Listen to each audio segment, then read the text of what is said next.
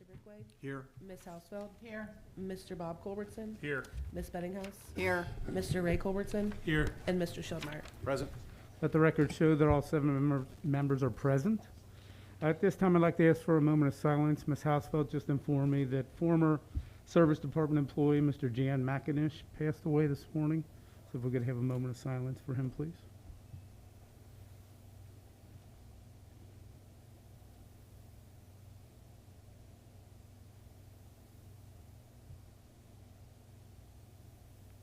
Thank you. All right, at this time, what is council's pleasure on the written minutes of the December 15th council meeting? Mr. President, Ms. Bettinghouse? make a motion to approve the written minutes of the December 15th council meeting. I'll second that, Mr. President. A motion by Ms. Bettinghouse, seconded by Ms. Housefeld to approve the written minutes of the December 15th council meeting. Are there any remarks? If not, all those in favor signify by saying aye. Aye. Opposed? So ordered. The next item on the agenda, we're going to push off until next month because the mayor has more important things than that to worry about. So at this time, we'll go to reports of administrative officials. Mayor Stuchel. Thank you, Mr. President. Before I introduce our guest this evening, I'd like to take a moment to congratulate Dave Stratman, who has his last day of duty today from the St. Bernard Fire Department after 34 years of service as a firefighter paramedic. We've been very fortunate to have Dave caring for this community, and he'll be truly missed for his excellent service to the village. Dave, I hope you enjoy your well-deserved retirement, and it will be very difficult to fill your boots. Next, I'd like to introduce Mike and Sharon Hall and their legal counsel, Chris Hurlbert. They're here to discuss the easement that the village has on their parking lot that is situated at the corner of Vine and Martin. I have given council copies of the letter received from their legal counsel, the easement, and of course the visual of the lot as well. So at this time, I'm going to turn this over to their legal counsel, Chris Hurlbert.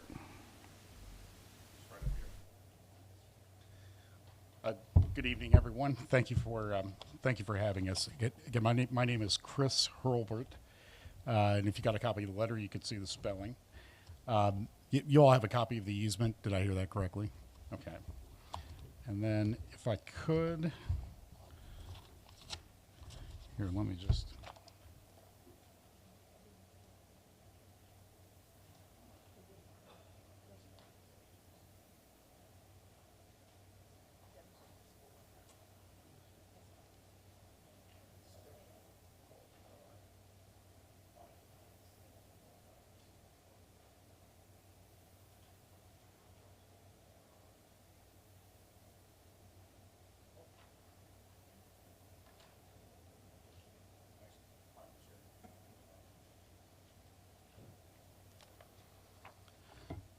Okay. So Mike and Sharon are the members of MRM Real Estate Investments, LLC, which owns 4535 Vine Street and also 4549 Vine Street. Sorry, am I not on it? No, you are on. Okay. So 4535 Vine Street and 4549 Vine Street. 4535 Vine Street is... 4537. And 4537. And I'm sorry, the name of your establishment is? St. Bernard Pub. St. Bernard Pub. Okay. Everybody is familiar with it? Okay. So the pub is next door to a parking lot that was dedicated to public use. It's via an easement that was granted in 1976. And the reason we're here tonight is it's the easement area. The parking lot is increasingly being used by private actors. It's not really serving public use anymore, and it is in need of some repair. And my clients, honestly, would just like to talk about some of the issues that they've had with people parking in the lot. And we're here to start a discussion. We're hoping that we can work out some alternative arrangement ultimately, but. This is step one. I passed out some pictures. Mike, do you want to? Could you just highlight maybe some of the issues you're having? Okay, this here was I think it was a funeral over at St. Clement's, and we just took pictures and sent them to John because he asked me to do something. And if you look at the second picture, you can see one of our delivery trucks can't make it into the lot. They have very difficult, I mean, we get deliveries 4 days a week. Trucks. We get four days a week, we get deliveries on average about 2 trucks a day. And they just cannot get in there, causing us difficulty, causing them difficulty. And even some of the trucks are blocking Vine Street to get our supplies in there. It's in my mind, it's a hazard. But I don't know if you have any questions about any of the pictures. This isn't an everyday event, but it's quite often causing us issues, especially with the deliveries.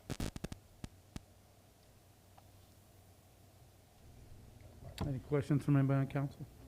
I had a few things I was going to say. I wanted to know if you know how many parking spots are in that lot. I didn't expect you to have an answer, I was going to tell you, but there are 17 parking in the mic. spots. Well, oh, I'm sorry, I got a loud voice. 17 parking spots is not going to solve the problems of the Heritage District because it has a parking problem up there.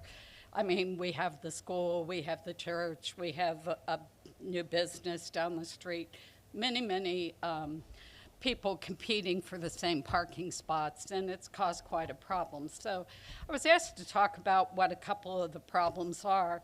The parking lot is owned by MRM Realty, which is our family, and no part of it is owned by St. Bernard, but that seems to be the misconception. People say to me, well, you own this half and we own this half. That's not true. So the concerns I have are in no particular order, but Mike did show you a picture of funerals. When there's a funeral, there's no place for people to park there. I think many of you have attended funerals there, and you realize that it's a problem. There are sometimes funerals 2 to 3 times a week. When there are funerals, it impacts our lunches to the amount of $200 to $400 a day. We have busy lunches with a lot of construction workers want to get in quick, and when they see all those cars, they think we're too busy for them to get in quickly and get back out. So another thing with the funeral, I pulled in one day and 2 men in suits came up to my car and asked me if I was going to be going to the cemetery, and I said no. They said, well, you can't park here then. So in my own lot, they told me I couldn't park there. So there are a lot of misconceptions, and I think a lot of that needs to be cleared out. And they told me to go out and go down the street to go to another public lot. So I drove straight back and got out and said, and don't block me in.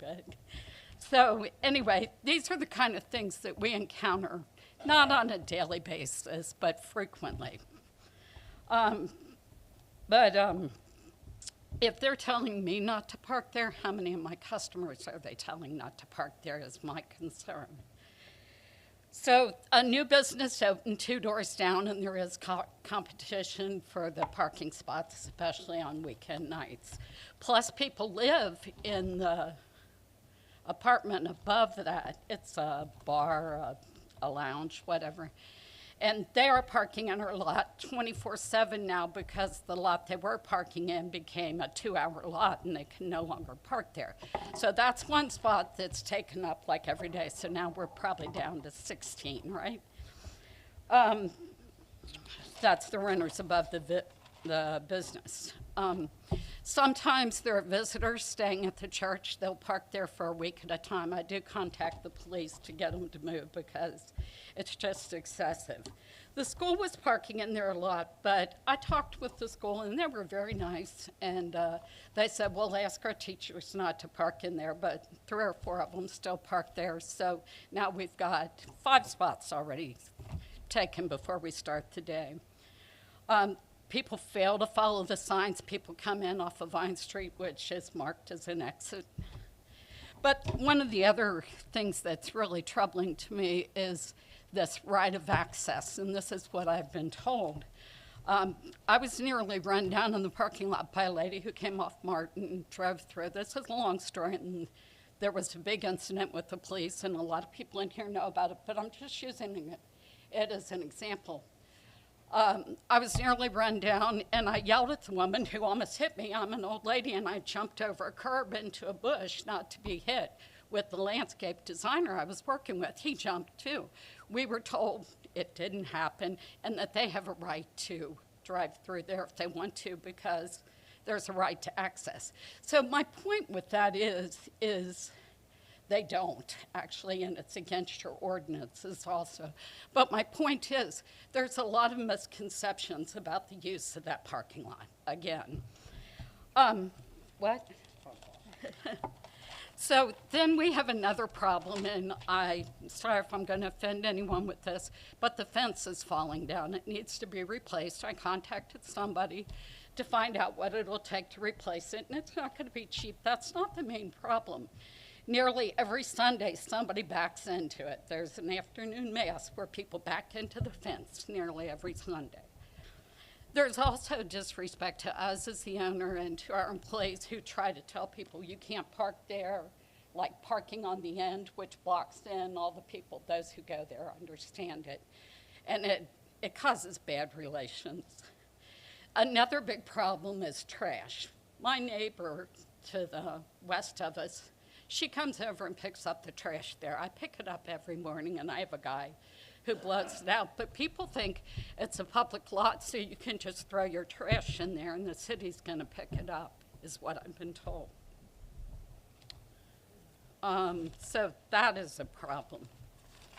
And then I think that's about it.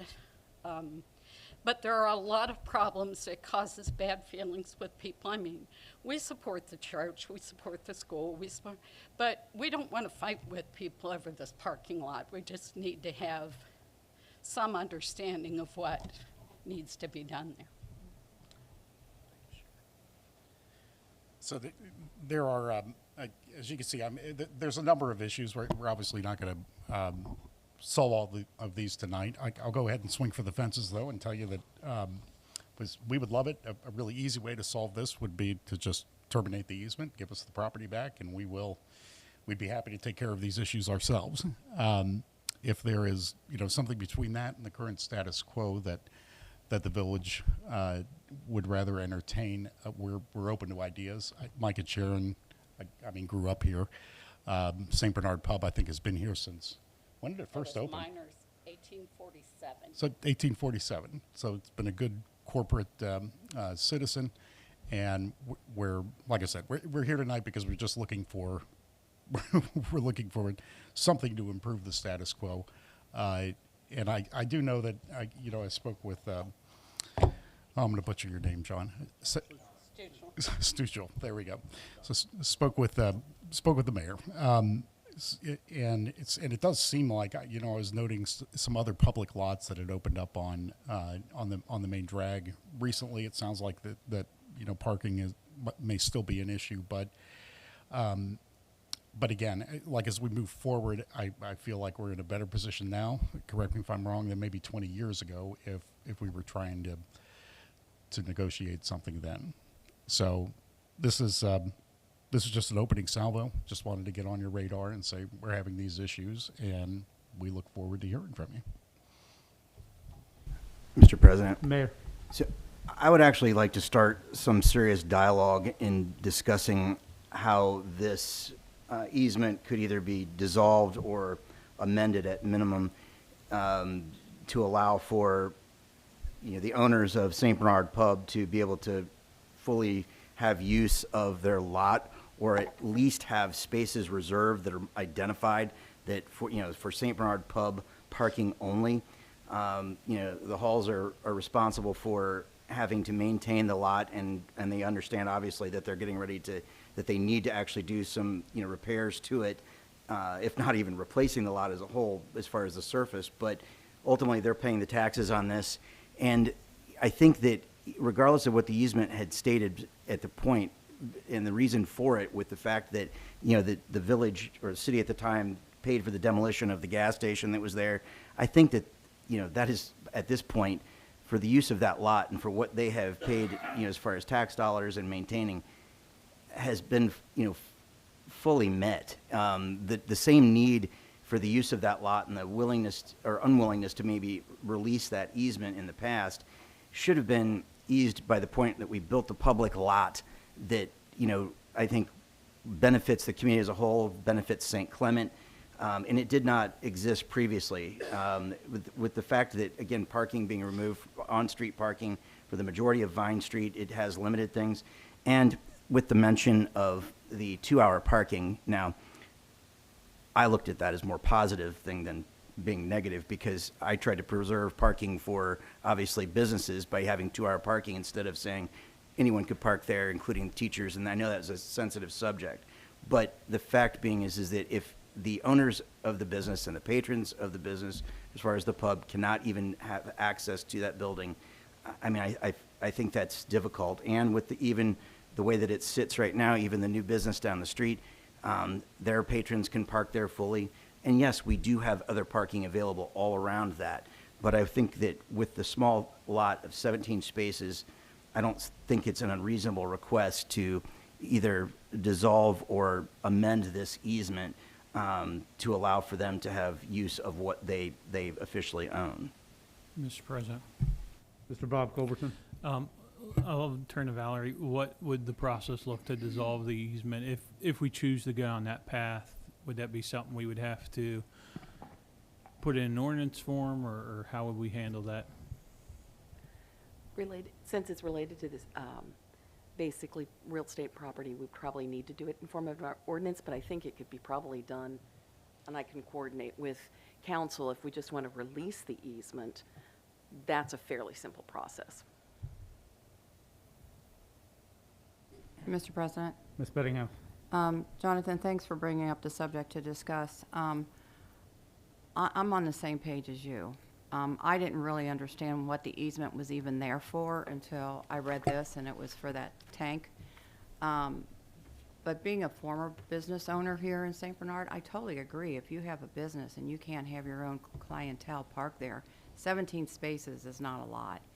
And to have people park there overnight, I think, as a business person in St. Bernard, I believe that we should turn it over to them and do what we need to do to get rid of this easement for them.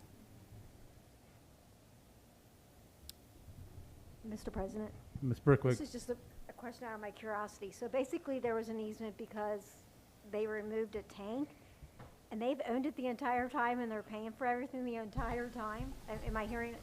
Well, we haven't known it the entire time. Okay. Mr. President, so Mayor. to clarify, the miners owned that lot. Okay. So obviously, it's been purchased by the Right, Hall okay, family. with the company, But the okay. overall principle of the easement and the fulfillment of paying for, I guess, allowing for anyone to use that at public use, in the meantime, any owner of that business paying, the taxes on it, and having to pay for the, the maintenance and whatnot, I would like to think that whatever obligation for the removal of the tank since 1976 has been fulfilled. Right, so that's what I'm asking, because I'm just finding this I'm just curious about this. So basically, the city did an easement to get their so-called money back from removing the tank.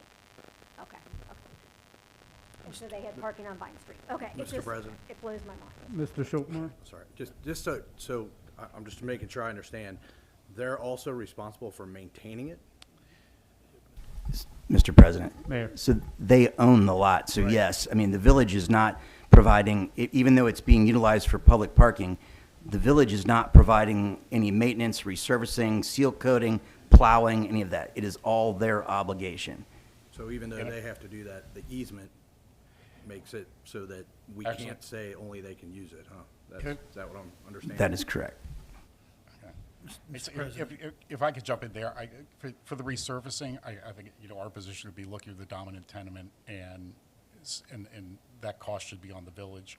And I referenced in my letter, I mean, it's not going to be it's not a cheap fix, right? Especially in this inflationary environment. Mr. President. Mayor. So let me go back to legal counsel here. So, Sure. and make sure I'm understanding this properly. So I'm kind of trying to pitch the idea of easing it. You're saying that you want to ease this and the village pay for the resurfacing. Is that what you're saying? No, I'm saying if I if just, the well, easement- that wasn't clear, so. I'm sorry. I guess I'm saying we're offering the carrot, right? So we think our position is like, okay, it needs to be resurfaced, and that the village should pay for that if it's going to keep the easement. If you want to give us the easement back, we'll take the problem off your hands, and it becomes no problem. Mr. President. Mayor. Okay, so I'm trying to pitch to do the other way, so why don't we stick with that? Okay. So- Either way. Mr. President, Mr. Brickwick? I would also like to bring up that, I think the city put that lot in behind La Rosa's for public parking, which I don't know how many spots are there. That should obviously take care of this problem, so I am in favor, like Cindy and also the mayor, of these people, these fine folks that have a great establishment that own the lot, to dissolving the easement and letting these people have their space. Mr. Ray Culbertson? Kirk beat me to it there. I was gonna say that lot behind La Rosa's sits there and is adequate for the businesses up there. Seems like a no-brainer to me to dissolve this variance and be done with it. So, Mr. President, so Yeah. Valerie, at this point, would it be appropriate to, are we at a position where we could, move forward with putting an ordinance on the table to work towards actually, releasing this easement? We don't need an ordinance to work towards it, but once we get it, we probably need to get it ratified. So we can put it in process. And I don't have any business cards with me today because I was running late. I was actually just writing out my name and my number for the gentleman. Okay, sounds like, when it comes to that, we'll place something on the table then, okay? Great, well, thank you, Mr. President. I think this was actually progress.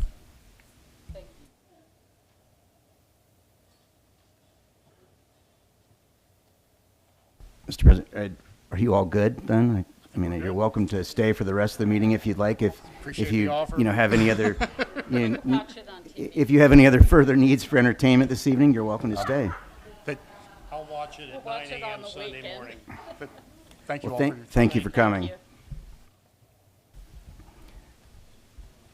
And Mr. President, I'm far from done. Yep, I know.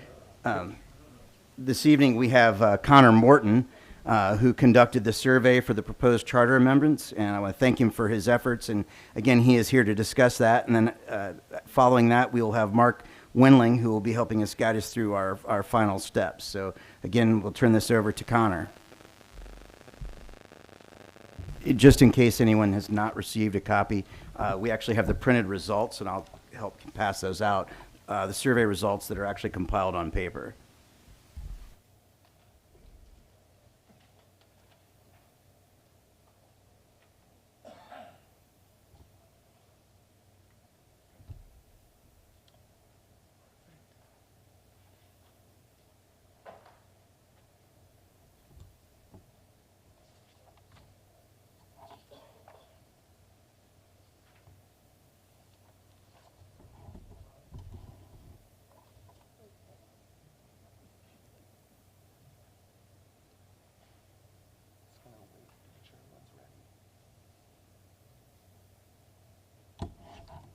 Perfect. All set. Okay.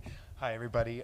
First, I want to start off by thank the mayor, and I also want to thank Mark for the support and this opportunity. I think this was a really unique time to be gathering a lot of community input, especially something as important as charter amendments. I know I spoke a couple weeks ago, but I do want to reintroduce myself, but this time maybe include a few more qualifications regarding my data analytical skills. So currently, I work as a data strategy analyst, and before that, I've also worked with a bunch of different clients serving individuals in Southwest Ohio, including Procter & Gamble, E&J Gallo, even the Cincinnati Museum Center, and I also worked at a qualitative market research firm in Norwood. I also have graduated from Miami University with bachelor's degrees regarding business and community engagement as well. So this is absolutely in my wheelhouse, and I really enjoyed going through this process. Before I get into it, I just want to walk through a quick agenda. I'm going to talk through the methodology and the distribution of the survey and the strategy behind that, as well as the data, privacy, and anonymity that was associated with the data to ease any concerns that may be lingering out there. And then go into some of the data exclusions to make the validity of the insights even that much more great. And then finally get to the reason why I'm also here today, to talk through the results, the subsequent recommendations, and then of course answer any questions you have about the survey process before turning it over to Mark. So first things first, talking through the methodology and distribution of the survey. After Mark and his team's analysis of some of these proposed amendments, I then use those insights to drive the purpose and the format of this survey. I chose to create it both in a digital format and a print survey, like we discussed last time that I was here, to make sure that anybody and everybody who wanted to fill it out and share their concerns, they had the opportunity to do so. It was also distributed via Facebook, the Village website, and social media pages, of course, word of mouth, and then again, printed versions of the survey were available here in this building as well as distributed at the Senior Center. Now getting into the privacy and anonymity, some of the feedback that I had been hearing, or not feedback but concerns, were regarding the anonymity and people's names being attached to their responses. And my response to that is that data point, that question, was used to eliminate any duplicate responses, which helps with the further validation of the data and insights. Immediately concluding the time frame where I was accepting responses for the survey, all of the names after we removed duplicates, it was completely deleted. The cache and history of that was also deleted as well. So there is no identifiable information attached to any of the data points any longer. So anybody listening in on this or people in the room right now, you don't have to worry that your name or any identifiable information is attached to the survey or the insights associated with it. Plus, Google Forms is the method that I use to go about collecting responses. They have industry-leading data encryption, both at rest and in transit, so we can all feel very safe and secure that any responses received are completely held private. Now that I've gotten all of that survey administrative stuff out of the way, I can get to probably what you guys are a little bit more interested in, which is the results. We received 139 responses in total, including the paper surveys that we received. Out of that, I eliminated 19 responses because we want to make sure that we're only including the insights and opinions from registered voters and residents of St. Bernard who are of age to vote as well, and of course, like I said, eliminating those duplicates. Because the entire purpose of this survey was to see the passability of various proposed amendments. As for the actual structure of the survey, I simply just asked about people's level of agreement as well as their understanding of the current charter and the charter changes. On a scale from strongly disagree to strongly agree. And if you flip to, let me look here, starting on page 6, you're going to see a bunch of really colorful pie charts. I try to make this as easily to consume as possible. As you can see, anything that is in green, whether that be dark or light green, that is some sort of level of agreement. The darker green is strongly agree. So if you're looking at some of the darker colors, you can look at the polarization of some of these issues. And in my opinion, given that the strongly agrees often fell below 20% on either side, some of these, where I said all but one of these issues, wasn't very polarized, and the insights were pretty clean cut. The proposed changes 1 through 4, which includes the adoption of a municipal administrator, the one related to finance director, an appointed law director as opposed to an elected, and the removal of the ward system. Those are propositions 1 through 4 in the survey. Those I all consider that they have a high likeliness of passing if it is put to a vote in either May or general election in November. The only one that I say is a toss-up is that 5th proposition, which is staggered council member terms. When I dug a little bit deeper and looked into the comments that were associated with each of the responses, I found out that it wasn't a whole disagreement with that proposition. You can kind of split it into 2 parts. The way we worded it was extending terms to 4 years and staggering them. And after analyzing the comments, I realized and found that it's mainly the extension of the terms that had a bit of toss-up opinions. That was more polarized. However, the staggering of the terms was not mentioned in the comments. So that proposition in particular, I would recommend requires a bit of further more research before putting it as an official amendment on the ballot. In addition to this, I wanted to ensure that we weren't being biased towards any specific section of people in St. Bernard that have lived here for, say, 1 year versus if they've lived here for 80 years. We want to make sure that that is pretty balanced. So if you flip to, I believe it's page 8 or 9, you'll see a bunch of distribution grids, which is broken out not only by their level of agreements, but it's also broken out by how many years that they stated they've lived in St. Bernard. And it's fairly consistent across the board. However, we didn't have any respondents say that they've lived here for greater than 80 years. So that whole column is pretty blank. But as for the other categories, it's pretty fairly distributed. There's no far skew left to people who haven't lived here very long, to a skew right for people who have lived here their whole lives, which was very great to see. It further validates the insights that we got from this survey. This page also breaks it down into the combined percentages for agree and agree versus disagree and strongly agree. So that is also an easier way to look and see which of these fell within that, what I'm considering a safe majority of agreeance, which is above 55%, versus that Proposition 5, which fell at a 52.5%, which I'm considering as a toss-up given this type of survey. There is a little bit of a margin of error. However, because we had 120 validated responses, that is considered statistically significant given the population size of St. Bernard, so we can be confident in the data validity and the insights that are driven from that. But now that I've gone through and I've talked through all the jargon of data analytics for a little bit, I do want to open it up if you have any questions regarding the survey distribution or the validity of the data.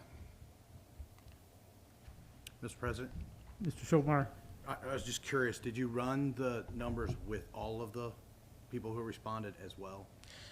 No, I had formulas in Excel and it was coded to run those numbers, but I did not analyze them because given the purpose of the survey and why we're doing this, it wouldn't, in my eyes, make sense to say, consider the few people who said that they were under 18 years old. We shouldn't really consider that in this because they won't be voting in May or the general election in November. Would it be possible to get that?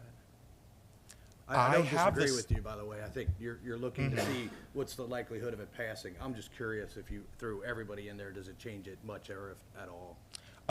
It was only 19 responses out of the 139, which can sway at a couple percentage points. Yeah. I can't throw out exact numbers, but from what I was looking in terms of whether or not it sways towards agree versus disagree, it didn't sway enough to make the insights change much. So looking at the way you looked at it, even though you didn't put it in there, the 20-ish that got thrown out weren't heavily swayed one way or the other. Exactly. So, okay. In fact, a huge majority of them just decided to choose neutral for everything. So, yeah, so it wouldn't affect. So, but I do have access to that data. I just deleted it from the analyzation tab that I was using, so I could follow up if that's something you would I like. don't need it if you're telling me that they were basically not enough to From what sway I the- remember, it really didn't I was sway just things curious. too much. Yeah.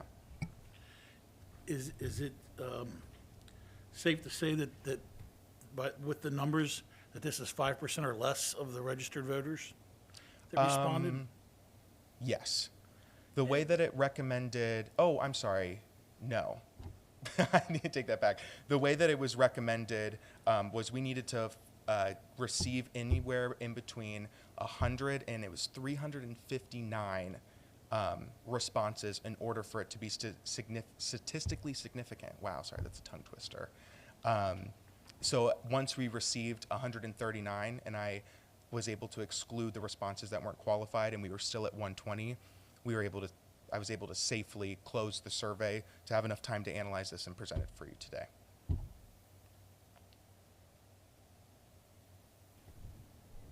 And then what percentage of the count came from people online doing the survey versus you going door to door? You mean digitally versus Yes. paper? Yes. We received 10 responses that were paper out of the 139, which I don't think I can do that math in my head for you real quick, but that's the fraction. Mr. President, Ms. the Brickley? majority of those were the seniors. Mm-hmm. But when you went door to door, you still, they still record it digitally then? Yeah, So when do I we know- did a little bit of door to Yeah. door, there's a feature where I can make the URL into a QR code and they could just scan it right from their phone. So it was still considered digital, and that also helps with the anonymity so that they can fill it out without me even being present.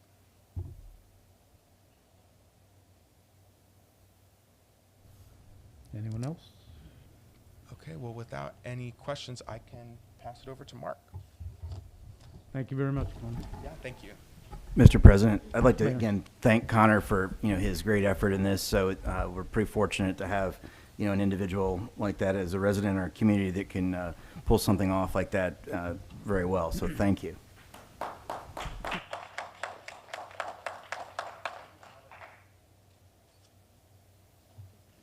Good evening, everyone. How are you tonight? It's good to be here. Good to see you guys again. I think you're getting close to the end of this process one way or the other. So I think it's time for you to consider whether you want to move forward or not, how you want to move forward. I think you got a couple different options in front of you. I think what my recommendation would be for you to move forward to probably be to split these into two separate amendments. I would put the actual positions in one amendment, and then probably the council terms and if you want to do the council terms, or if you just want to address the ward system in another amendment. That would be kind of how I would propose or recommend that you move forward with it. I do know that we have looked into it with the Board of Elections. You can go ahead, I think, and prepare the legislation to move forward, but it has to be submitted, I think, was it no more than 60? Mr. President, 60 it was, yes, so it's, yes, no more than 60 days. So the proposed legislation that would be drafted we could move forward with, but it wouldn't be effective until March 5th. Yeah, you would want to draft it so it would be effective March 5th. So that would put it on the ballot for the May primary election. And your other option, obviously, would be defer to November. I would not recommend that. I think that you're through the process. The community is aware of it. It's the right time to move forward. What questions do you have at this point regarding the process or the amendments themselves? Mark, I'll start, not necessarily the process, but one other thing that we may need to address, and you just mentioned Board of Elections. I think I have basically talked to everybody. Right now, currently, the Board of Elections requires us, when we do run, to get 50 signatures. We're like the only city or village that still does that. Everybody else is 25 on their petition. How do we add that in a separate amendment to change that? I think that could be a separate amendment, or it could be part of the same ward? amendment that would change the ward system if you chose to All right. pursue that. I think you could combine those into one amendment. I just know that's one that they had talked to me about when I talked Sure. previously. Sure. Mr. President, there is one other that actually wasn't part of the survey and previous discussion, but I know we've had some small talk about this before with reference to, how we're able to work on business for the upcoming year.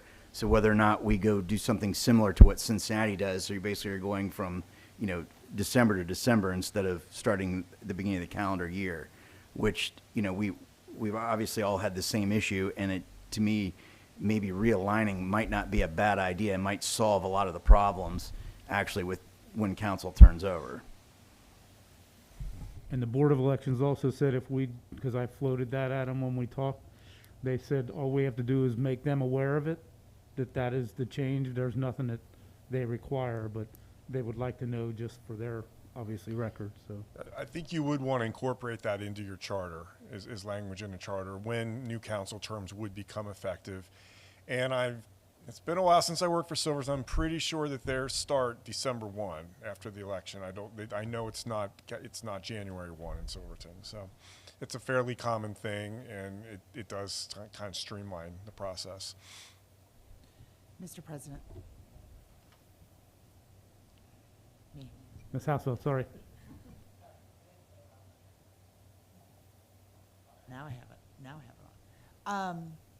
My question would be, and I know what your recommendation is as far as like to categorize them into two different votes. but wouldn't it be more, I say more effective, only because that's the only word that's coming up to my mind.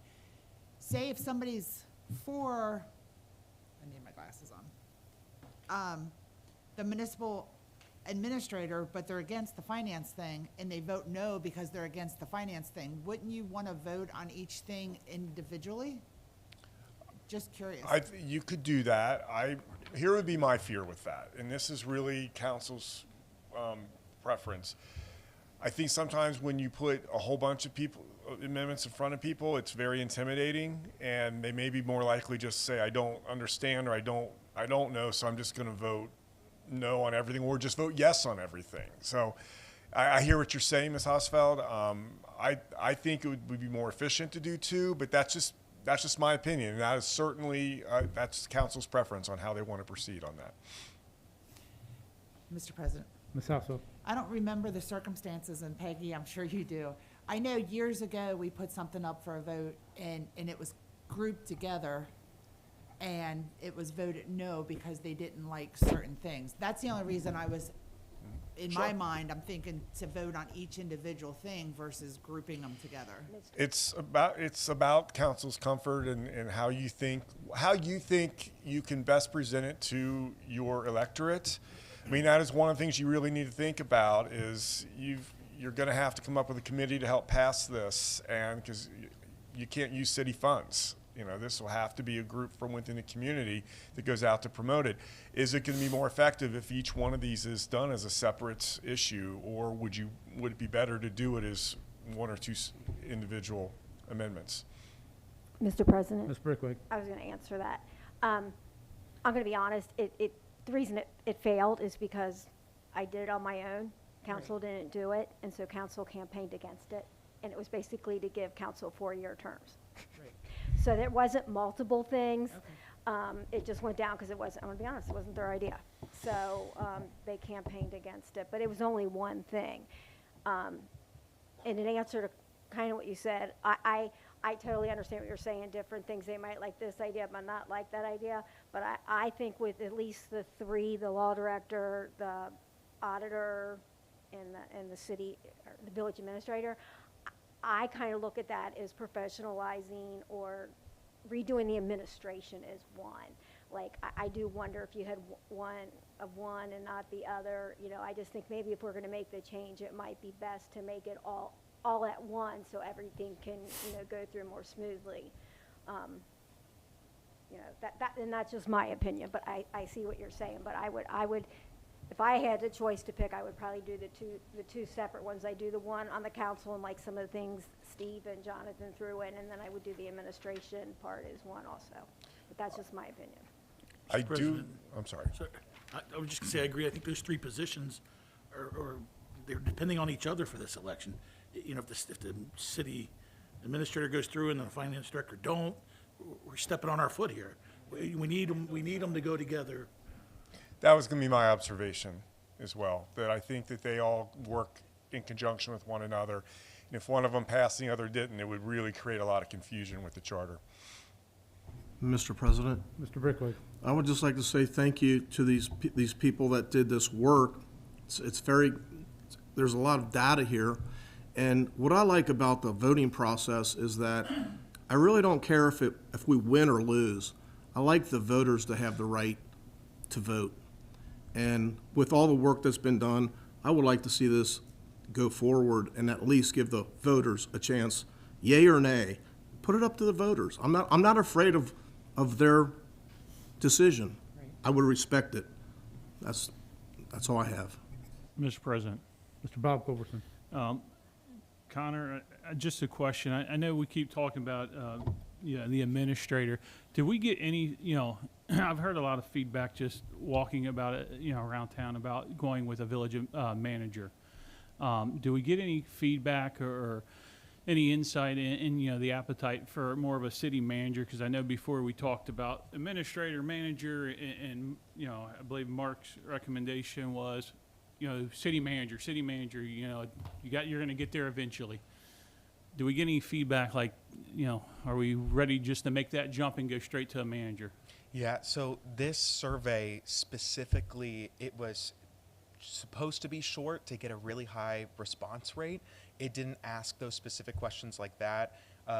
Broader questions that weren't included in the agreeance 5 questions would have to be included in the comments. I can tell you, not a single comment referenced the difference between administrator and manager. So I think Mark might be better to answer something like that because he went underway with interviews to get those types of insights. But unfortunately, I don't have any data that could speak to that. Mr. President. Mr. DeBerke. Mark, my other question is, last year when this came up, we don't want to do a special election, not enough people vote, we want to do a general election. Why change all of a sudden? Well, a lot of it's timing. I think it's time to put this before the voters. I don't think of a primary as a special election. It's a primary election. I know that that might be semantics, but it is a regularly scheduled election. So you're not paying for a special election, which is important. Special elections are expensive, and you're able to get this on the ballot when everything else goes to the ballot during the primary season. So I think in my opinion, it's time for you to get this in front of the voters. Mr. President, isn't it true that at primary or special elections, the turnout's a lot lower? You get a better Typically is sample, lower. That is correct. Better sample people if we do it in November. You do get typically there's much higher turnout in a general election in November. That is correct. Mr. President. Ms. Brickwick. Don, if we waited for that, you wouldn't have these amendments for 4 years. Mr. President. Mr. DeBerke. I remember when Mike Burns was here, we could put it in the amendment that it would become effective 6 months later, blah, blah, blah. Well, okay, well, I guess my question there is, okay, well, first of all, when we were talking about this, we were going to do a special election, and council said they did not want that. Totally understand that. Then it was compromised that possibly do it in May, so which is where we are now. But in November, you have all 3 of the main positions running for election. You might be able to do something like that, but I don't think that's very, I don't know how to put it, nice. That if someone goes and runs an election for 4 years, and then you decide to say, well, sorry, we only met 6 months. And I'm not talking about myself here. I would just rather have a nice clean slate, do it in May, see what it says, and then we'll know how to move forward in November. We'll know, do these positions need to run or these positions don't need to run. Mark is right, there's less in May, but there's sure a heck of a lot more in May than you would have like in August or February. So, because I know a lot of people will vote for in the primary and the main election. Mr. President. Mr. Bob Culbertson. And I think too, if we put it in May, and to Patty's point, if it comes out that, hey, they don't pass it because it's grouped, and it comes out that, hey, we really liked it, but we didn't like the fact that this position was lumped in there, then I guess we could always come back in November and tweak it and put it on as 3 separate, proposals. Mr. President? Mr. Brickwick. To Mr. DeBerke's point, I understand the primaries, less voter turnout, but the way I do math is that I think the percentages of a yay or nay, 52 to 48, would stay consistent. It doesn't matter how many people vote as far as the percentage goes on the election results. Well, the other problem I see with that is when you file to run, which next year is an election year for council, you put on that petition that your term is January 1, 2024 through December 31st, 2025. So I don't think you can, we'd have to check with Board of Elections, but I don't think you could deviate from that petition. I'm not saying that. I totally agree with you, Steve. Well, I mean, if that's the case, then I can't get, I was told I'm going to get canned if the thing passes, so I don't know why you wouldn't be able to change the dates by a month for the city council members that might be running. Mr. President? Mr. DeBerke. Just throw another worm in the hole. What happens if somebody goes out and gets all the petitions signed already and turns them in before the primary election? I'm sorry, Mr. President. I thought there was only a certain amount of time you're allowed to hand in I could not hand up a petition right now, I don't think, to run for auditor. I think it has to be in a certain period, very similar to what this is for the charter. It can't be there till March. And I could be wrong, but I'm almost sure I'm right. A lot will depend on what your charter says, or barring that, what state law says. But for general election, a lot of times, unless you're running on a partisan ballot, your petitions would not be due until about August 15th or thereabouts. So you would not, I don't think you'd even be able to take out petitions for a while yet. You can get petitions in January. Can you? Okay. Yes.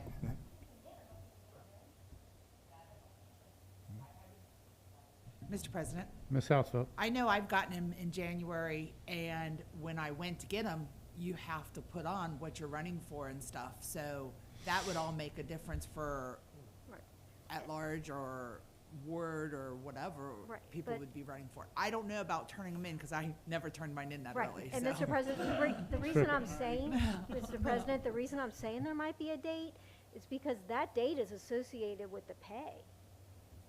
So if anybody, let's just pretend you have an inkling that someone's gonna cut your pay in half, why wouldn't you hand in your petitions right now instead of in August? That's why I think there's probably a timetable in there on when you can hand them back in, because it's all based on that.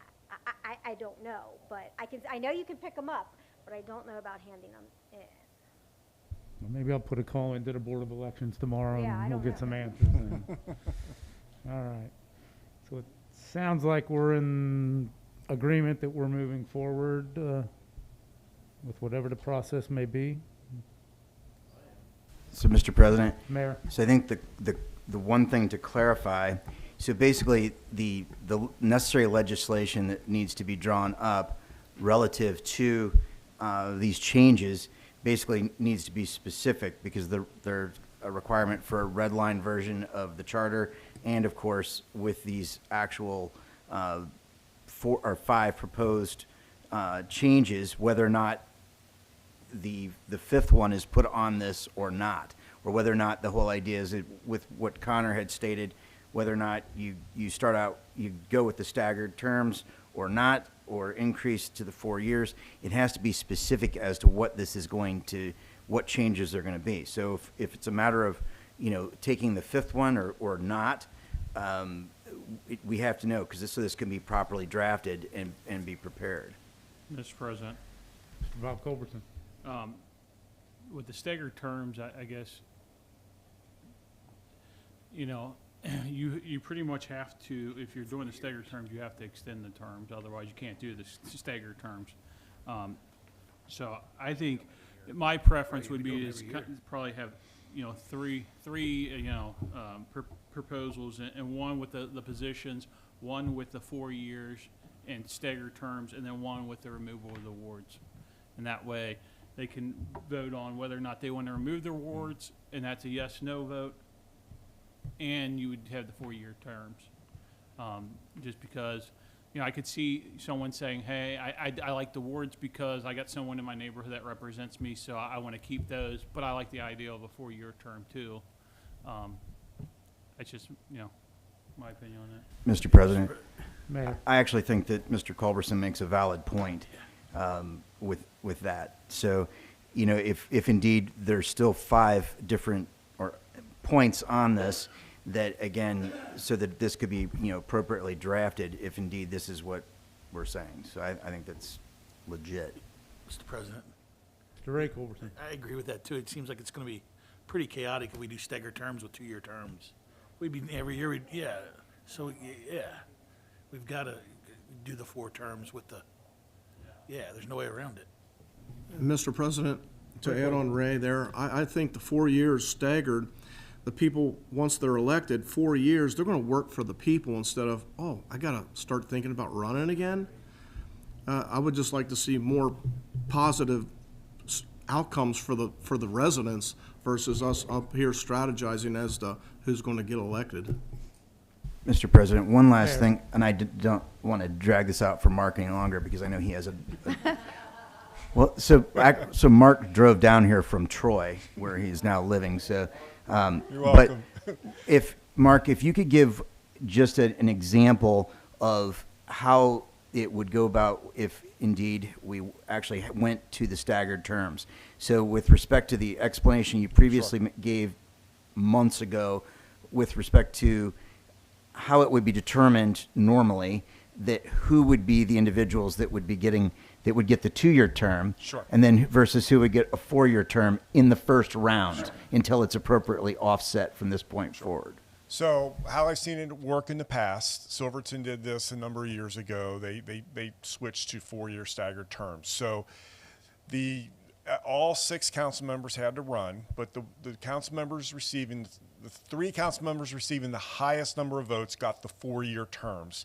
The next 3 got the 2-year terms. They had to run again in 2 years for a 4-year term. And after that, it just flowed forward term after term. So that's how that worked initially in Silverton. Mr. President. Mr. President. Mr. Bob Culbertson. So we were talking about removing the wards, and I'm just going to play devil's advocate, and if we split that out and the wards things didn't pass and we kept the wards, how would you do the staggered terms? Would you do the at-large would be 4 years and the wards would be 2? That would be my recommendation, Okay. yes. That you would, if you kept the ward system, then you would decide which one of those was going to go at which time. Would we have to write that in, if Yes. this doesn't pass, then this You would? would Okay. need to do that so that the language is clear. All right. Mr. President. Mr. Taberky. Like you said on your application, you have to put down your term. So you can't say, everybody's running, you get 4, you get 3. It would have to, people who run for a 4-year term, people would have to run for a 2-year term. What you may need to do is figure out how you want this to coincide with an election. That's something that we could strategize about, but I see your point, and I don't have an answer for you right now, but that is something I think that can be worked out with the language you place on the ballot. Mr. President. Mr. Schultmeier. So am I correct in saying, though, if we decided to put 4 and 5 back together again, we wouldn't have to worry about that? Because then it would only happen if. That they is both correct. happen. That is true, yes. Okay. And I will try and get answers from the board tomorrow then when I talk to him. Mr. President, Brickwick. I'm going to be honest, just listening to all this, I think you're going to confuse the heck out of the voters. Just saying, between ward, no ward, 2-year, 4-year, I hope you can find an easy way to do this. I think that was a simple way, and pretty much everybody even said in the survey, get rid of the wards, where you could do it a lot easier. I think if you start throwing in the 2, the 4, I think even here people are a little confused. I can't imagine all that writing, how confusing it's going to be to the voters. Mr. President. Sitting House. Mark, did you say it was Silverton that just did something like that? It's been a number of years. It's probably been at least 10 years since they did it, but they did do it, and it's Could we been- see some of their wording? Yeah, So we absolutely. find somebody that had. Yeah. They are all at All at large, and large? they've Yeah. always been at large, at least in my memory. didn't have- But they did switch from a 2-year Yeah, term to but they a were all at to a large. Do you staggered know 4-year anybody that term. had wards and at large and did this? I'd have to research it. I don't know. I'm sure Well, if that's there happened is. somewhere, but I'm Might not be some aware of it off the language. top of my head. Okay. Mr. President, one last thing. Brickwick. I guess what you could do is a compromise. You'd have to have it on the amendment another year, but just if that's the biggest issue, if people want to know if we want wards or not, do that first. On this amendment, or on this one, say, we're going to go to straight at-large and still stay at 2-year terms, and then do it again another time where you can stagger them. If you really believe that people want the wards that bad, I think that's another choice you have, that you could do that one at another time. I just think throwing it all out there at one time is going to be very wordy and very confusing. That would be very clean. Yeah. Back to you, boss. So, Mr. President, I think that at this point, if it seems legit, I mean, this is up to obviously council to decide how we want to put this out. But, you know, as I said, with the appropriate legislation that has to be drafted for this, you know, it needs to be clear as to whether or not, you know, again, we're grouping, you know, 4 and 5 together, whether we're doing the compromise as brought up potentially, you know, by Peggy. I mean, we have to come to some sort of agreement as to how that would be laid out. I do think that, you know, scenario one way it works out versus another in a matter of interpretation could be confusing. But I do think that, you know, again, going back to, you know, Bob Culberson's point in the beginning is valid as well. So we need to determine how we're going to proceed on that. Mr. President, and Ms. this Brickley. is just based on the survey, because I agree, Jonathan, you're right, we need to get this done and do it. Two options. You can vote up there tonight if you want to give it to, or present it as wards, or you can listen to the survey. I mean, Jonathan has jumped through every hoop you guys asked him to jump through on this. 3 meetings, someone coming in, he did a survey, and these are the results. So maybe why don't we just listen to the professionals in the survey, put it on the ballot, and see what it comes back. I mean, I don't know what else he can do. I mean, there's always going to be a question that somebody has or an idea, but just my personal opinion is after listening to all the professionals and all the residents, I think we should just go with this, put it out there, as Mr. Brickwake said, let the residents decide what they want or not want. I think we've discussed this enough. So my question would be, who determines the language on, is that up to you, Valerie, or is that?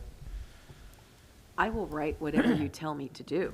Well, that's, But I can't make the I decision guess- about which way you want to Mr. go. President? Mayor. So, and no disrespect to Valerie, but we have had legal counsel aside from for Mark Wendling assisting us. We have had legal counsel that has been assisting us as well, who is prepared to draft the necessary legislation to do this. So that was going to be my suggestion. Do we need to have and I don't mean to throw this on Cindy, but do we have a laws, contracts, and claims committee, aside from this, that everybody attends and we kind of iron everything out with the lawyer and then proceed from there, instead of guessing what everybody up here wants to do? I mean, it would just be more clear and Mr. President, I don't know about that. I mean, Well, I guess you could do that, but you're also, I mean, we're not starting from scratch again. I mean, at this point, we've gotten to the point where, we're down to the results. So it's a matter of taking this forward to the voters as to whether or not we combine 4 and 5, whether you change that in some manner as wording or one or the other. I mean, it's by doing that, it's almost like starting over again. Mr. President, Ms. Brickway.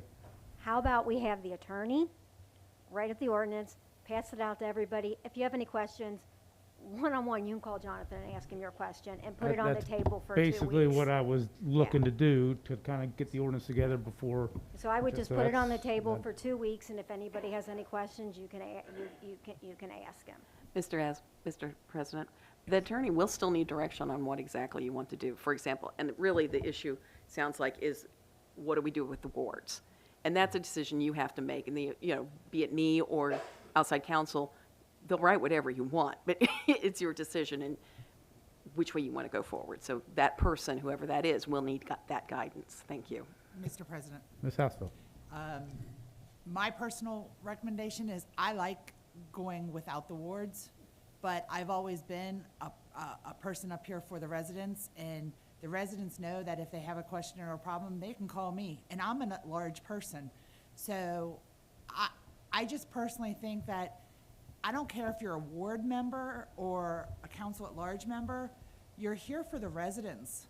And if you're a ward member or at-large, the residents should be able to contact any of us on any issue, no matter if it's a ward or a total village issue. So me personally, I like to do away with the wards and go with the at-large. That's just my recommendation. Mr. President, Mr. Brickway. sorry, yeah, but I would just agree with Patty, and I'm the new guy up here, and I would think any of these ward people here that has more experience than me would beat me at an at-large election. With that said, I believe that the size of St. Bernard easily can handle at-large. We're not anywhere near as big as Norwood. So I'm with Patty. I like the at-large. Go with the popular vote and see what happens. Mr. President, Mr. Bob Culberson. I think the thing is do we do like Peggy said and just use that amendment and say eliminate the awards and come back with the 4-year term? Or do we want to have both on there and maybe potentially cause confusion? Mi- Um, Mr. Yeah, President, that's what I think we need Yeah. to kind of decide. that was the first thing, but then the second thing I said is just put it on the way it is. Leave it at 4 years, no wards, and see what the people say. I mean, and I know nobody likes to hear this, but in the last 3 elections, every ward ran unopposed. If that doesn't tell us something, I don't know what else can. I mean, if we want to have the voters have a really good say in who they want representing them, when you have 4 people for 6 years running unopposed, we're not giving the people the option. And you can also get a lot more people to run also, I think, opening up to at-large, because anybody can run for anything. And like Mr. Brickwake said, we're not that big. I always did Ward 2, but trust me, I did more work in 1, 3, and 4. It didn't matter because I just considered myself, even though I ran in 1, I considered myself a council person for the village. So that's what I'm saying. The way this came out in the survey, put that on the ballot and let's see what happens. And that's my personal recommendation that I would recommend to the attorney. Here it is, let the voters make the decision and then we move on from there. Mr. President. Mr. Schulmeyer. Yeah, I happen to disagree. I think having one person that represents you is really important, and I think in most forms of government, that's kind of how it works. And me personally, I'd always want one person that I go to that's my person. Having said that, and I was strongly against, for the most of the time, getting away with awards, what the survey tells me is it's pretty close. It's pretty close. So so now I'm actually in support of putting it on the ballot.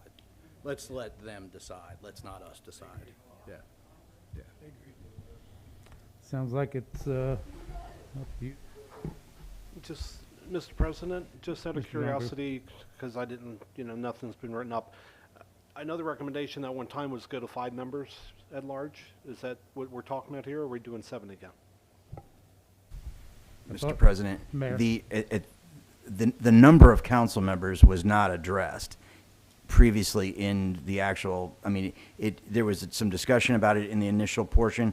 There wasn't anything referenced in the survey itself about reducing the number of council members. At this point, if leaving this number, that could be something that could be addressed later, and there could be some other changes that could be tweaked. My thought being is that if this is able to go forward, and if there's anything that needs to be tweaked or changed, we talked about it before, that could be done, and the number of council members could potentially be reduced, or that could be changed. But at this point, that was not specified in this. Mr. President? Ms. Brickway. I do know it was discussed at some of the meetings. It was discussed in some of our interviews that we had, and I remember the feeling was there's so many changes going on. Let's stick with 7 for now, do the at-large and stagger, and then if we see at some point we can go to 5, but I think it was too much of a change with everything else to throw it all in at once, so I think that's what the decision was. Gosh, that was well over about a year ago, to keep it at 7. One other thing I just thought of, the president of council position was said that it was staying, but there's been no talk of, is that a 2-year term? Is that a 4-year term? Where does that go?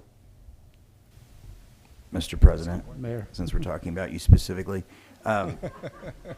So I think it was intended that as far as keeping, I know there was some discussion about the potential change of not having, a president of council. I think that, it works well by having one as far as for running the meetings. And I'm not afraid to run a meeting as a mayor, but I think it's a mild conflict. If there's a deliberation between administration and council, having that being directly between the mayor and council, I think that having someone that's actually facilitating and running the meeting makes things much smoother and can help facilitate, what needs to be done versus having a direct deliberation between the person that's supposed to be running the meeting when they have a particular opinion. I don't think we didn't discuss this. We didn't really, I think it should be consistent, and why change it? Is that? My only thing is, are you talking a 2-year term that you have a president of council run every 2 years? Because you will have, if you go to your staggered terms, you're gonna have an election every 4 years, right? Or every, the other ones were, so my question would simply be, I would think you would want to specify that position being a 2 or a 4 year term as well. I mean, chances are, this is my last gig anyway, so I'm just throwing that out. Like gum stuck to the shoe, huh? If I could address it, I'll be honest, I don't think we thought about it, but it is a valid point, and I think it's easy to address. And as far as the number of council members, we did talk about it, and I think the majority of people felt that we have the right number. There were some people who felt we could drop a little bit lower. But if you look around, 6 or 7 is not an unusual number for a village. So I think this is the number you have is very typical and very common. Okay. Mr. President, one last comment, if it's okay. So after the election and this transitional period, with so many things changing, obviously, within City Hall, bringing in new people and all, I think it's advantageous keeping 7 people to help work through the process. Because, again, the hiring of individuals is actually going to take time. It's going to take evaluation. And I think the opinions of 7 versus 5 is valuable in this case. And I wouldn't even make a recommendation. If someone down the road later thinks that we should reduce the number of council members, then you could always address that. I think it's important for the 7 opinions that are going to come from the evaluation of, again, the new positions. I think it's important. The other thought too is if they choose to keep the ward system, if you go to 5, you've only got 1 person at large then too. So this way you've at least got 3 people at large. So, all right, ball's in your court, run with it. All right. Thank you, Mr. President. So is it okay if I move on with the next 45 minutes? Thanks, Mark. Thanks, Mark. Thank you. I appreciate it. I'm not interested, but I have an hour drive ahead of me, so I'm going to head out. Thank you. Thank you, Mark. We appreciate everything you've done for us.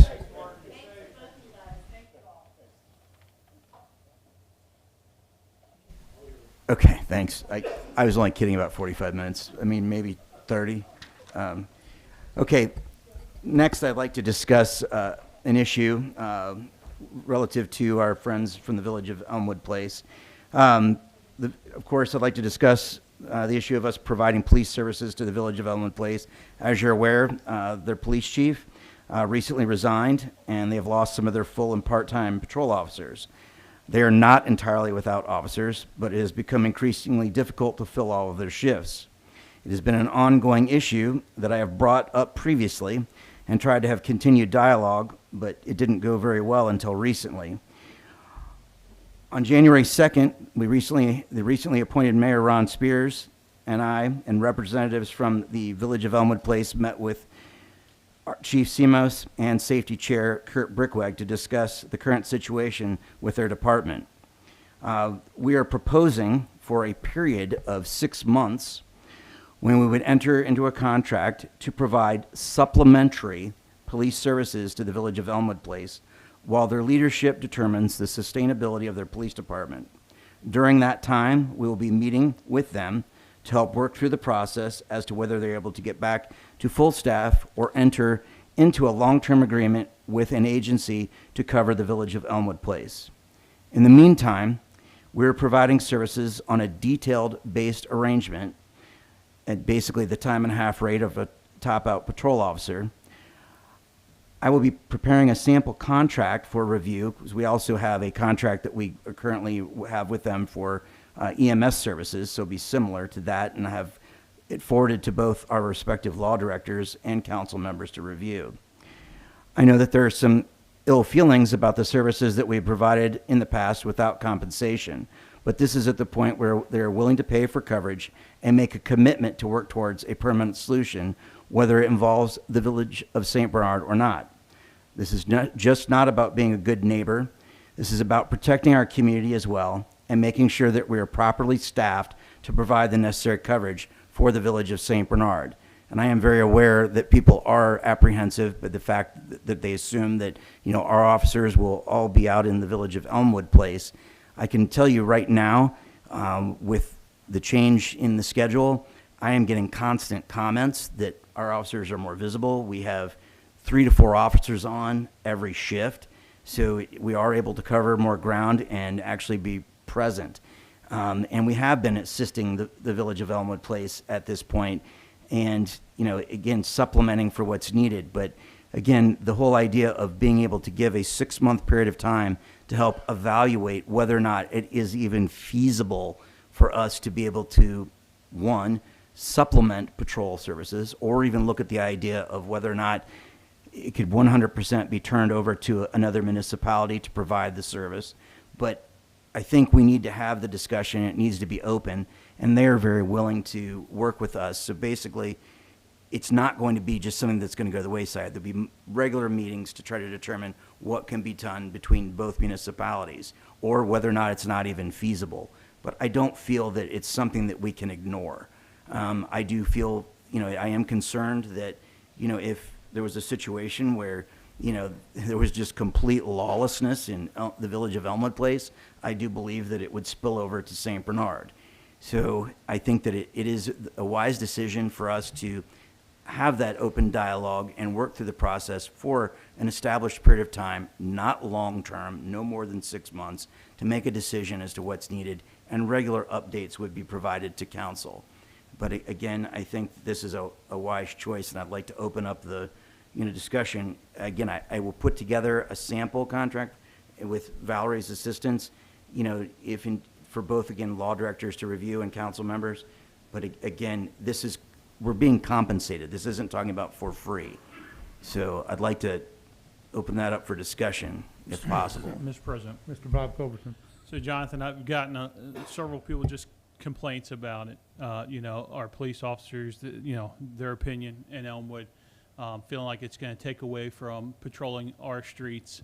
You know, so I guess the concern is, you know, how often are they going to be in Elmwood? You know, are they going to be patrolling Elmwood? You know, or are we going to have to add additional resources in St. Bernard just to make sure, you know, we're not, you know, taking a resource off of our side to send over to Elmwood and patrol that area? You know, the concern I have is, you know, we struggled, you know, in the last couple of years to fill our police staff. I thought at one point we were trying to go up to a 3 to 4 man shift, and we've had trouble trying to, you know, fill those vacant positions. So I'm just concerned, you know, we don't get enough coverage in St. Bernard, and you know, we heard in the past, you know, the police present, you know, residents have complained that, you know, that wasn't there for a while. Mr. President. Mayor. So I have taken it to a 3 or 4 man shift. So, and that's where we are at currently right now. If we were providing services to the Village of Elmwood Place, it would not be it would actually be an extra detail. They would be paying our overtime rate for us to be providing the service. It would be an extra person. It would not be the 3 to 4 people that are scheduled. It would be an extra person that would be on during that shift. Yes, I can say that if there was a situation that required additional, we may have another officer or two that may have to help respond. But at the same time, again, it's no different than the one person that they may have on there that assists us as well. We would actually be providing an extra person that would not be part of the regularly scheduled resource for that unit, or that shift providing for St. Bernard. But, you know, again, this is just a trial period to at least discuss it, and the fact that it does not put the situation where if we're not doing this, the issue comes, again, from the mutual aid agreement. And I know people may get tired of hearing that. But the fact is that if there's something happening, whether it's the sheriff's department responding or us, both resources be responding to that municipality. But at this point, we would actually have something that's established where they're paying for an officer to be there, someone to be there that's not, instead of just leaving them completely 100% not covered, and then we still have to respond anyhow. This is still a way to at least be appropriately compensated while we're discussing it, instead of just leaving it wide open. That is the problem. That is the biggest issue that we have, is leaving this undetermined, and how are they going to manage to staff it or do anything. It is a problem, and I understand where you're coming from. Yeah. But Jonathan, on this, the police chief, they don't have a police chief. So who's this officer in Elmwood going to be reporting to? And if we're sending a resource into the village of Elmwood and they're paying for it, I'm assuming, they're still going to report the St. Bernard's chief or. Mr. President, I mean, our officers are responsible to our chief in our municipality. We're not reporting to anyone there. I mean, we are working on a contractual, we would be working on a contractual basis to provide coverage in that municipality. But our officer is still working for us. We would be working with the village to determine what the needs are. But as far as that officer still works for our municipality, under the direction of our chief. And what about insurance? If we're doing this as far as insurance, okay? Yeah, for just liability for our officer in Elmwood, I don't know if that would increase our rates because now they're in another municipality. I don't know how that works just for that side. Mr. President, I Ms. guess the Quickly. best way to compare this is the fire department thing. You're already going, okay? You have a mutual aid agreement. We can call it what it is. You're already going, okay? And insurance knows that Hamilton County has mutual aid. So basically, if I want to make it a little easier, we're going to be going, but we're going to be getting compensated now instead of just going for free. No. Mr. President, no, Mayor. that is not the case. So what I believe that Mrs. Brickwag was trying to explain, with the mutual aid agreement that we already have, we're already responding anyhow. So the fact is that we're providing services, whether it be fire or police, in their municipality under our coverage to begin with, and it's likewise with other departments providing services to us as well. But what we are proposing is that, again, this does not mean it's every day. They do have some officers. This is a supplemental option where we would be having a dedicated officer for a dedicated amount of time actually designated for patrolling the village of Elmwood Place, not to take from the 3 or 4 people that we have on. They would actually be being compensated by the village of, well, not directly, but they would be compensating the village of St. Bernard for the time in which that officer is on patrol. And I don't want to cut, I'm not in favor of just, well, let's just we'll respond, when needed out of our 3 or 4. I don't want that at all. No. And again, this is just a trial option, but at least to just have a discussion to determine whether or not it's even feasible, but at the same time providing, and I'm not even going to use the word minimal coverage, but providing coverage for their municipality so that it also helps us in the long, because I don't like the idea of thinking that the village of Elmwood Place would not have coverage because, again, it's going to spill over to St. Bernard.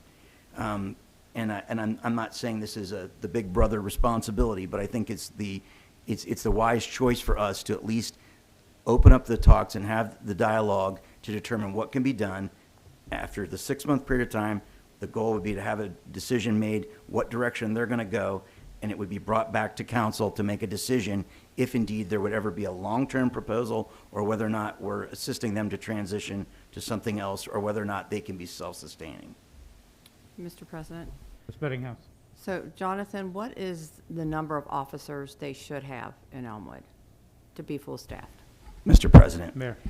So we actually have representatives from the village of Elmwood Place, but as far as and that is part of the evaluation as well, to determine what the needs would be. I mean, yes, they've had, I can't tell you how long, 1 officer on. I mean, there are times when they had 2 officers on, but as far as I think their thoughts, it needs to be evaluated. But for now, we're talking about providing 1 dedicated officer for a period of time to supplement where they cannot handle it on their own. We're not talking about having one of our officers on with one of theirs. It's literally, we would only be providing the supplemental coverage when they can't staff it for right now. I think putting anything above and beyond that it would be too draining on our resources. So, again, they can evaluate what's needed and what they need to adequately patrol their department while they're assessing their overall operation during this 6-month period of time. Mr. President. Mr. Schulmer. So Jonathan, first of all, I think you said at the beginning, you've talked to Chief Simos about this, and they're on board with this idea, or? Mr. President. Mayor. So, basically how this all went, so that, yes, actually Chief Simos was actually approached about this, but it wasn't his decision to make. So basically, we sat down, we discussed this entire thing. He's made some proposals. He's actually evaluated, what he feels or his manpower, situation and whether or not we can actually do this. So it was brought up to me to do that by him. So yes, he was actually in the meeting. We were, in the discussion, and will be part of the continued dialogue as it is done with the Village of Elmwood Place as they again evaluate their department. So, I mean, our chief is being utilized also as a resource to help work through the process. Good, Mr. President. Good. Mr. Schulmer. Thanks for that. And then also what it sounds like is you're saying that our coverage wouldn't be diluted at all. We would have the same coverage here in St. Bernard. That would be completely additive. So we could put people's mind at ease when they ask us that. So, Mr. President, so to ease the minds of your constituents, it does not reduce the probability of us necessarily having to respond. If there's a multiple officer situation, we're doing that right now. Anyway now, yeah. We're not being compensated. Right. This would provide, in my mind, again, we talk about visibility, street presence. If there is an officer that's going to be out there, all of a sudden people are going to catch on. Maybe this is going to reduce things as well. So, the whole idea is that we're at a point now where we can actually be in the Village of St. Bernard, be a little more proactive with policing instead of just responding to radio runs. If they're providing some consistency in the Village of Elmwood Place, in theory, it should help with that as well. But we will have a dedicated officer in addition to what we already have scheduled. So, in theory, yes, it's going to help. It's not going to dilute it any more than it gets diluted now. No, because of it mutual should aid. help. Yeah. And that officer as well is an additional officer that would be on there that would also then be responding back if we had an emergency, just like they would have somebody on mutual aid that would come here, which they do as well. So, and again, for a testing period to determine what we can do to make this work. Makes sense. And then the only thing I would just add is I think Bob's point was a pretty good one. We should definitely check with our insurance company. Peggy, I'm sure you will. That, to me, this does sound like something that could change our risk profile and all those fun terms. I would just double check that. So. And Mr. President. Mayor. So in working with Valerie and the Village of Elmwood Place law director, that could be something that could be part of the dialogue as well. But again, we can work out some of the remaining details. Council will have an opportunity to review exactly the contract that would be drafted and the actual language. And those concerns that you just addressed can be considered, and we can come back with an answer at that point.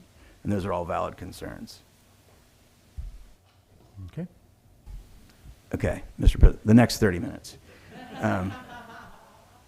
I was also made aware that the raises that were budgeted for the recreation directors is not allowed because they are appointed positions. However, their original job descriptions have changed to provide for all the services once offered by the Holiday Activity Committee. We now have a thriving community event that takes extensive planning, the German Luau. We have an expanded Christmas in St. Bernard program, and for this year we will be bringing back, I did not say fireworks, but we are bringing back a 4th of July celebration with the goal of some type of laser light show or drone light show and a holiday celebration. We're adding more concerts and more events at the pool this year for the residents to enjoy. So I will be asking a whole lot more of the recreation directors to provide services that were above and beyond what was originally planned for them to take responsibility for. So again, your village opportunities that we have for events are now being expanded and again absorbed by the recreation directors to handle all of those holiday events. And again, I'm right there with them. I know how much work goes along with it. So I would like to find a way, I understand the point being, but we've changed what the original description was of what they're doing. So I'd like to have some consideration for that when it comes to the discussion of the actual pay ordinance that was put together. Mr. President. Mr. Bob Culbertson. So Jonathan, I remember passing that ordinance. So we're not allowed to do that because he's appointed position. So I guess I'll go to Valerie. You know, what could you do potentially? For a pay raise or pay increase, because it doesn't sound like, we can do it the traditional way and appropriate more money for the line item. Mr. President, Ms. Brickwick. I already know the answer to that because we've done this before. It was when, pretty much in the beginning of my term, when the deputy auditor took on his position. We had no idea what it was going to be, and then he got a lot more jobs, and so council did grant him an additional pay because his job description changed. That is the only way you can do. If you change a job, well, two things. If you change a job description and give them more, or benefit-wise, you can change it. So, like, if somebody has a $1,000 deductible and you now decide to give them a $5,000 deductible, you would be able to give them a little bit of a pay increase if it was yours. So you legally can do it. We looked into it back then, so I don't think she has to redo that work again. So that's why he said that. I will add to that, it's the same thing with the civil service commissioner, so that raise will have to be reduced also. I don't think he's changed the capacity of civil service, so that'll just stay the way it is till next year.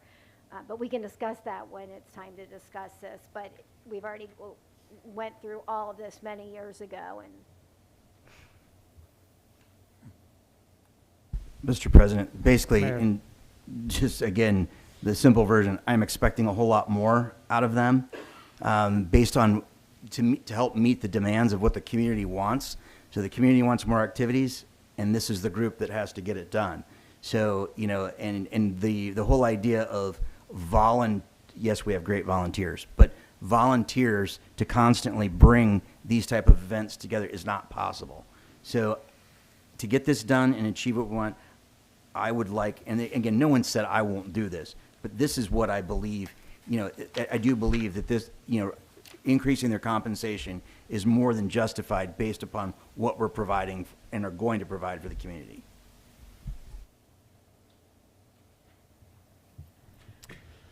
Just a suggestion on the civil service. If you want to increase that, you could put that effective 1/24 or 1/1/2024, because that's, Right. you can do that for next year. in all honesty, we do this every year anyway. So because of the minimum wage, but, so I'll probably just change, or I'll just take it off of here and then we can add it on next time.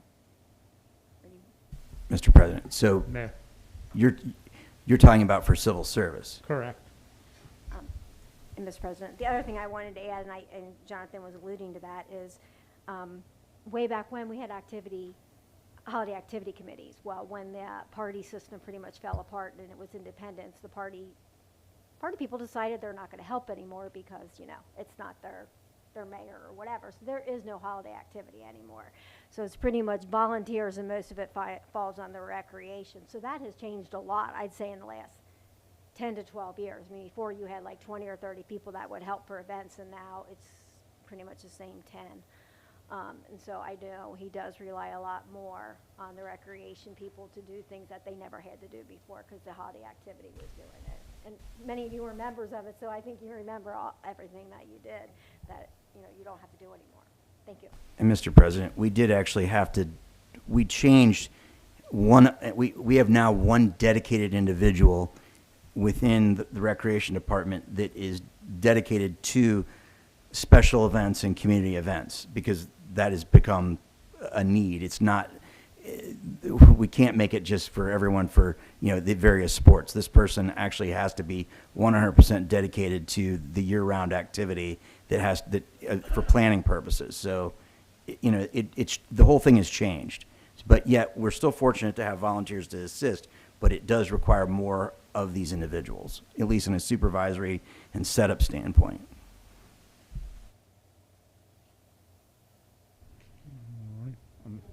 I was gonna say, I'm assuming. Mr. President, so the next 15 minutes. At the next council meeting, Paul Brame-Hager, Director of the Cincinnati Public Library, and Kate Kraus, our local branch manager, would like to come and give an informal update about what's going on in the library system. So they'd like to come to our council meeting this month if they could, do so for timing purposes.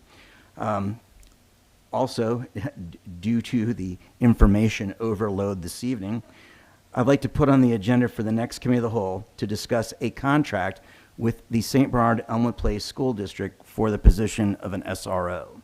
So I'd like to bring that forward, and I'll get you the sample contract that has been worked on. Also, there is a garden class that's being conducted by the St. Bernard Garden Club, and this presentation will be made by the Civic Garden Club in Cincinnati on January 19th at 6 p.m. in Centennial Hall. The cost for admission is $5. Also, this Saturday, the St. Clement Athletic Association will be having their annual cornhole tournament in the gym at St. Clement School starting at 6 p.m. It's a blind draw tournament with a $10 entry. And thank you. That finally concludes my portion of the evening. That's why you get the big bucks, huh? Thank you, Jonathan. Auditor, Ms. Brickwig. I'll do my best to keep mine short and sweet. Resolution 1, 2023, I'm asking to be put on the table for the next council meeting. This is the one you vote on every year that authorizes the use of village funds for the purchase of meals and refreshments. So basically on Boy Scout night or when we buy the treats for Christmas. You have to pass this in order to be able to use public funds. Secondly, on the agenda is ordinance number 1, 2023. For those that did not know, minimum wage went from all the way up to $10.10. So because it was such a big jump from $9.30, we had to work on adjusting different areas. So I can tell you most of these raises on here are 3.5%, which would go with the police clerks, the laborers.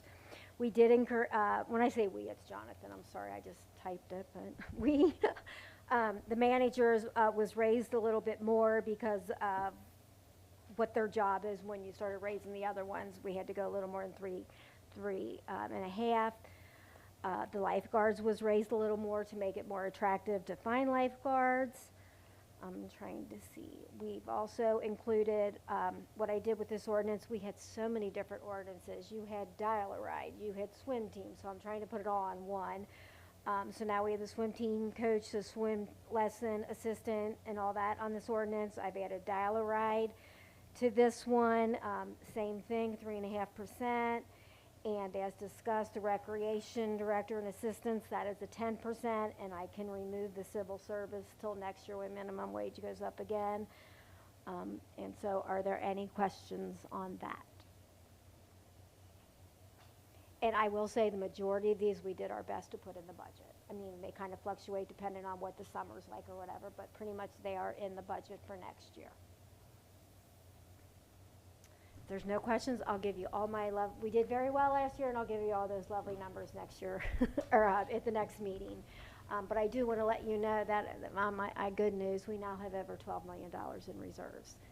So I analyzed everything at the end of the year and put as much as I can in there. There might be a chance I have to get some out. I'm watching it very closely, but I'm hoping not. But we did a very good year of saving money in our nest egg, and I really appreciate that. Thank you. Thank you. Do I have a motion to put the resolution and ordinance on the table? Mr. President, Ms. Housefeld? I make a motion to put ordinance 1 and resolution 1 on the table for the next council meeting. I'll second that. Motion by Ms. Housefeld, seconded by Mr. Ray Culbertson to place resolution number 1, 2023, as well as ordinance number 1, 2023 on the table. Are there any remarks? If not, all those in favor signify by saying aye. Aye. Opposed? So ordered. Anything else? Hey, nothing? Thank you. Law Director, Ms. Van Valkenburg. Thank you. Mr. Taberky brought this up, I think, previously, and I did talk with Mr. Hurlbert and the individuals from MRM Real Estate Investments. They can get their part of things done quickly enough so that we will be able to get things done for releasing the easement. And so I would like to have put on the table for the next council meeting. I will prepare an ordinance that will take care of that. So I'd like that put on the table. And also, I do hate to do this, but I absolutely must go into executive session with you briefly to discuss pending litigation following this council or committee of the whole meeting. Thank you. That concludes my report. Mr. President, Mr. DeBerke? Valerie wants to go in an executive session by herself at the end of the meeting. I'll second that. Motion by Mr. DeBerke, second by Ms. Hausfeld to go into executive session. For to pending discuss litigation. Pending litigation at the end of the meeting. Clerk, will you please call the roll on that motion? Mr. Taberky? Aye. Mr. Brickway? Aye. Ms. Hausfeld? Aye. Mr. Bob Culbertson? Aye. Ms. Bettinghouse? Aye. Mr. Ray Culbertson? Aye. And Mr. Schulmeyer. Aye. 7 ayes, no nays, motion carries. Do I also have a motion to place ordinance for the easement removal on the table? Mr. DeBerke? Make a motion to put the ordinance for the easement removal on the table. I'll second that. A motion by Mr. DeBerke, second by Ms. Bettinghouse to place an ordinance on the table for the removal of the easement on the property of Vine Street. Are there any remarks? If not, all those in favor signify by saying aye. Aye. Opposed? So ordered. That's it? Okay. Yes, thank you. Treasurer, Mr. Ungrue. Thank you, Mr. President. Star Ohio statement came in. Copies were distributed to members of council. The closing balance at the end of December of last year totaled $12,479,009, and that includes the $2 million that the auditor referenced earlier that she moved in during the month of December. That concludes my report. Thank you. Safety and Service Director, Mr. Pohl. Thank you, Mr. President. I have no report tonight. Thank you. Tax Administrator, Ms. Helms. Thank you, Mr. President. I will be so quick. Just bear with me. Tax collections for December were $2,392,918. December 2022 is up 19.66% from December of 2021. Delinquent tax collected with capital recovery was $527. Delinquent tax collected with the Ohio Attorney General's office was $1,175. Taxes paid through the e-file portal were $915.55. The 2022 year-end collections are $14,249,144, up 12.21% from 2021. 450 tax assessments for delinquent 2021 filings went out this week, were mailed out. 240 tax notices from the state report were also sent out this week as well. These are actually residents of the village that have not filed their 2021 tax obligation. The e-file site is down right now. Our software providers are getting things ready for the 2022 tax filing. The site should be available again the first part of February. The 2022 federal, state, and St. Bernard tax returns are all due by 4/18/23 this year. That concludes my report. Thank you. We'll move to reports of standing committees. Finance, Mr. DeBerke. Just like to congratulate Mr. Strotman on his retirement. Thank you, sir. Safety, Mr. Brickwig. Thank you, Mr. President. I also would like to honor and thank Dave Strotman for his 33 3/4 years service. He was hired on 4/8 of '89. He's retiring tomorrow morning, 1/13 of '23. He's a firefighter paramedic, and I wish him many years of happy and healthy retirement. That concludes my report. Thank you. Service, Ms. Hausfeld. Thank you, Mr. President. Today I have the December 2022 Service Department report. 14 trucks placed at residence, 11 dumpsters placed at residence, 98 special pickups at residence, 143.75 tons of garbage taken to the landfill. Also 31.5 tons of recycling material, 3,880 pounds of scrap metal, and 8 30-yard roll-offs were also taken. Thank you, Mr. President. That concludes my report. Thank you. Public Improvements, Mr. Bob Culbertson. Thank you, Mr. President. I have no report tonight, but I want to echo the congratulations on the retirement for Officer or Firefighter Strotman. That concludes my report. Thank you. Mr. President, Mayor. just a reminder about our next CIC meeting. We do have the developer coming? Oh, yeah, hold on, I forgot about that. Mr. President. Yes, the next CIC meeting, we're gonna have the developer, for the shopping square, for that meeting, and that is scheduled for the January 24th, 6 PM, council chambers. And that concludes my report. Thank you. Laws, contracts, and claims, Ms. Benninghouse. Thank you, Mr. President. I do not have a report, but I also want to send my congratulations to Dave Stroutman for his years of service. Thank you. Marketing, Mr. Ray Culbertson. Thanks, Mr. President. I'll only be about 20 minutes. The next St. Bernard Little Grove Historical Society meeting will take place on Monday, January 16th, in the main level of the municipal building at 7 p.m. There will be a presentation by the Cincinnati Museum Center entitled Grand Old Theaters of Cincinnati. The Recreation Department is now accepting applications for summer employment, including lifeguards and support staff, at the Aquatic Center. The deadline to submit your application is Monday, February 6th. And like everybody else, I'd like to congratulate Dave Super Stroutman on his retirement. Thank you. Business and industry, Mr. Schultmeyer. No report. I'll also congratulate Dave as Thank a you. great firefighter and employee. Thanks. All right. This time, is there anyone in the audience wishing to address council this evening? If not, before we go into executive session, I show two ordinances, one for the increases for the certain employees and part-timers, for the release of the easement for St. Bernard Pub, and the resolution for the meals and refreshments.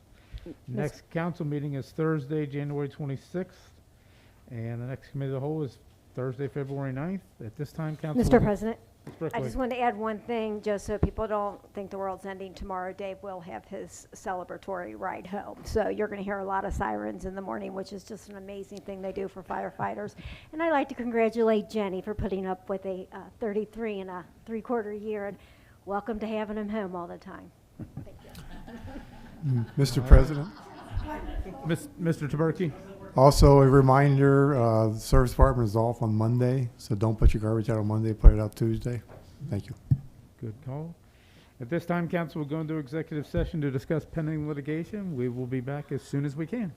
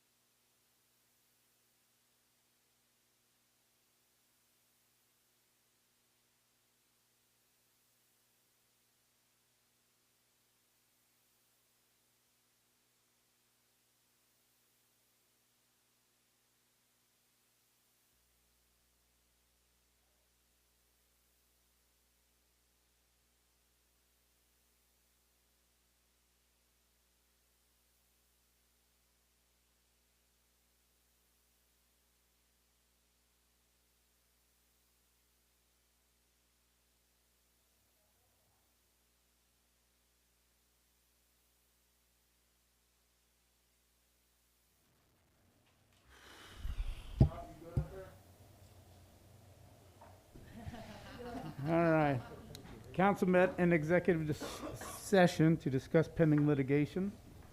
At this time, I will ask for a motion to adjourn. Mr. President, Ms. Housefeld. I make a motion that we adjourn.